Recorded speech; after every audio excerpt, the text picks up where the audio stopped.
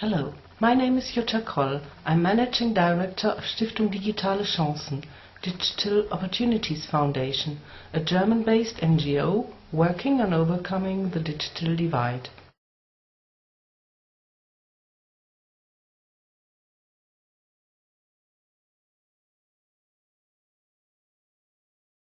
The work of my foundation addresses so-called underserved groups with regard to digital media, like senior citizens, handicapped people, disadvantaged youth, migrants and those living in rural areas. When we started our work in the late 1990s, the debate on how to overcome the digital divide was mainly focused on the question who has access to digital media and who has not. Preparing for change means that we now have to focus on the question who has the capability to make use of digital media in a safe, secure and responsible way. Please have a look at the next slide.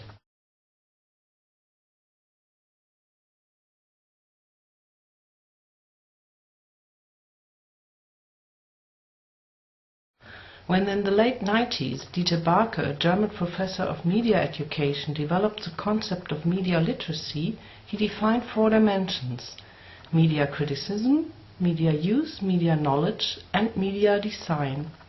Why does it make sense to change this concept in the digital area? I would like to explain with the next slide.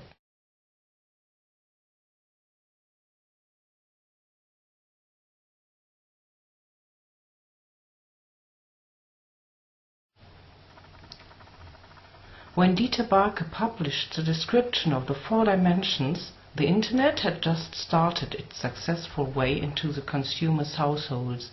The role of the user was, though interactive to a certain degree, first of all consuming as opposed to producing content. With today's Web 2.0, the dissolution of separate roles of consumers and content producers, the 4 dimensions gain additional significance. Media criticism means now the user's ability to deal with media and his/her own media actions in a reflexive, analytical and ethical way. Media use means now the user's ability to use media in a receptive and interactive and also in a productive way. Media knowledge means now the user's knowledge about the media and the media systems and about his or her own role as a consumer and a producer of digital content within the media systems. Media design means now the user's ability to design and develop media systems and digital content in an innovative way. One might think these are only minor changes to the whole concept of media literacy, but they will cause major problems if they are not taken into consideration. I would like to give you a glimpse how confusing the digital world might look to people who are not so familiar with it.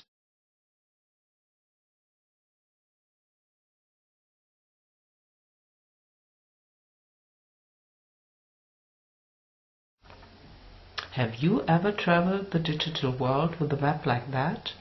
Please look at the more structured next one.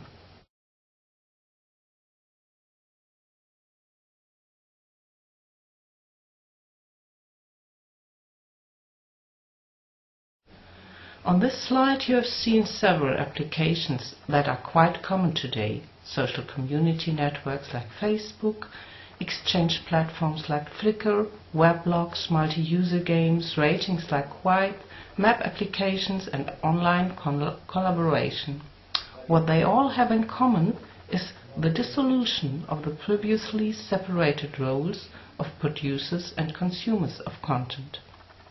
Shaping change means that we have to adapt the concepts for building digital capability to the new role of the user as a consumer and a producer of digital media and digital content.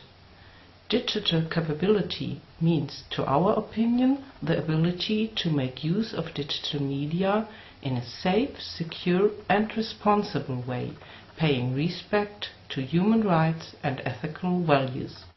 Over the next 2 years, my organization is running a nationwide training campaign for social workers, enabling them to benefit from the chances and to cope with the challenges of the digital world. Thus, they will be able to circulate their knowledge and pass it over to their own target groups, like senior citizens or disadvantaged youth. I would love to share our experiences from this training campaign with you. Please do not hesitate to contact me at the email address given on the next slide.